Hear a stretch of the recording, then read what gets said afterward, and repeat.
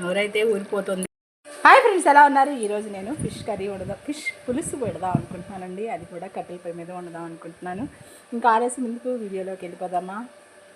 పండు కురుస చేపని పులుసు పెట్టుకోవడం మీకు చూపిస్తానమాట. చేపను అయితే శుభ్రంగా క్లీన్ చేసేసుకున్నానండి. దీనికి ఉప్పు కారం పెట్టి మ్యారినేట్ చేసేసుకుంటాను. ఇప్పుడు ఎందుకు ఆలస్యం, వీడియోలోకి వెళ్ళిపోదామా. దీనికి సరిపడా ఉప్పు వేసేసుకుంటున్నానండి. అలాగే కారం కూడా వేసుకోవాలండి. అలా వేసినాక ఒకసారి ఇలా కిష్ కిష్ కిష్ కిష్ కిష్ అని ఎగరేసేసేస్తే శుభ్రంగా అంటుకుపోతుందండి ఉప్పు కారం. ఇదొక స్టైల్ అనమాట. మొన్న ఒక స్టైల్ చూపించాను కదా మీకు, అదొక స్టైల్. అది ఫ్రైకి ఖచ్చితంగా అట్లా చేయాలి. పులుసుకి అయితే ఇలా చేస్తే సరిపోతుంది అనమాట.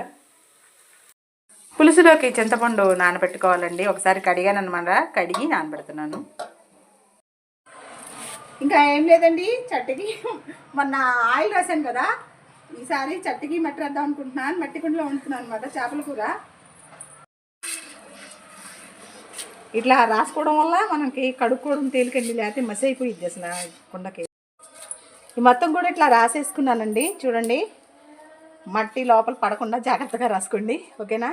దీనివల్ల ఏంటంటే మసి అయినా కూడా మనకి ఏమీ ఊరికి కడిగేసుకుంటే పోయిద్ది అనమాట, ఓకేనా ఫ్రెండ్స్. పొయ్యి అయితే బాగా అంటుకుంది. దీని మీద పెట్టేస్తున్నప్పుడు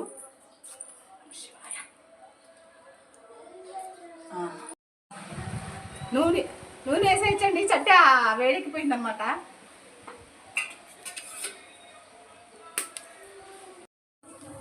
ఆయిల్ అయితే బాగా మరిగిపోతుందండి. ఉల్లిపాయలు వేసేస్తున్నా.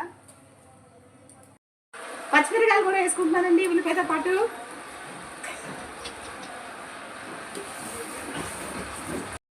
మూత పెట్టుకుంటానండి 10 నిమిషాలు.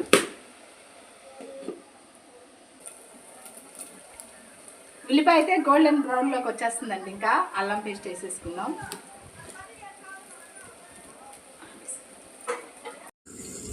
అల్లం పేస్ట్ వేసేస్తున్నానండి. పులుసు కదా, కొంచెం లైట్గా వేసుకోవాలి, ఓకేనా ఫ్రెండ్స్.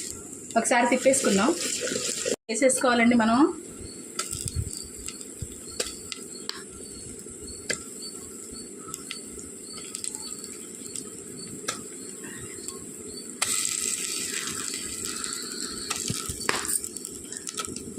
ఫిష్ కర్రీని మసాలా మొత్తం దానికి పట్టించాలన్నమాట.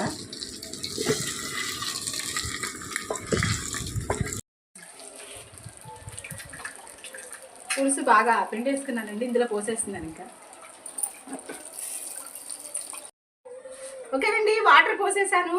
దాంట్లో వాటర్ పోసిన తర్వాత కొంచెం ఉప్పు తగ్గింది, నేను వేసేసాను అనమాట. ఉప్పును కారం లైట్గా పడింది అనమాట. అంటే పులుసు పోసిన తర్వాత మనం అది ఉప్పు కారం ఒకసారి చూసుకోవాలండి. చూసుకుని నాకు కొంచెం తగ్గితే వేసేసాను.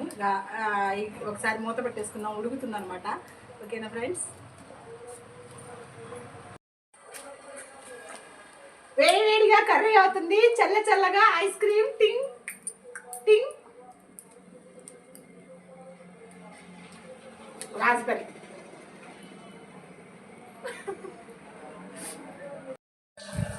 కర్రీ అయితే ఉడికిపోయిందండి.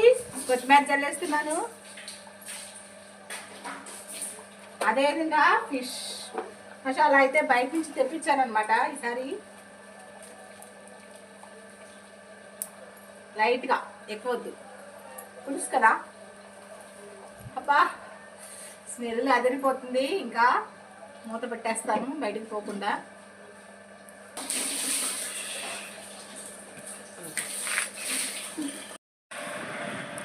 కర్రీ అయితే భలే స్మెల్ వస్తుందండి కట్టెల పొయ్యి మీద.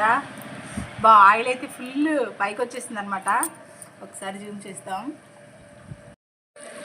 నోరైతే ఊరిపోతుంది. నేనైతే ముక్క తినను, పులుసు అయితే ఖచ్చితంగా తింటానమాట.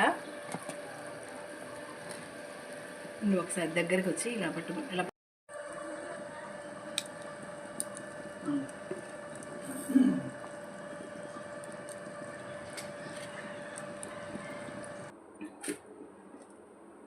ఓకే ఫ్రెండ్స్, కర్రీ అయితే అయిపోయింది. నేనైతే ముక్క తిన్నాను, కానీ కొంచెం మీకోసం ట్రై చేస్తాను నేను.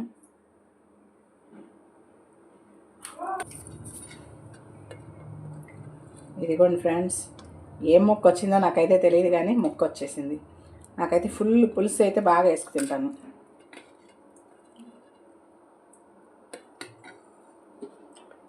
ఫిష్ పులుసు అయితే అయిపోయిందనమాట. నోరు ఊరిపోతుంది స్మెల్కి. నేను ఫిష్ ముక్క తిన్నండి, కానీ మీకోసం కొంచెం టేస్ట్ చేస్తున్నాను అనమాట.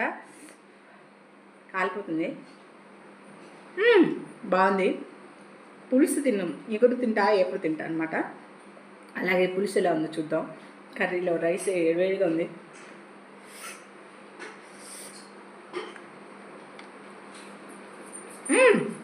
ఏదైనా కట్టెల పొయ్యి మీద ఉండింది, కట్టెల పొయ్యి మీద ఉండింది. చాలా బాగుందండి. మీరు కూడా ఈ పండు కురుస చేప, పేరు పండు కురుస చేప, తెచ్చుకొని మీరు ఇలాగే పులుసు పెట్టుకొని తినాలని కోరుకుంటున్నాను. Okay friends, bye.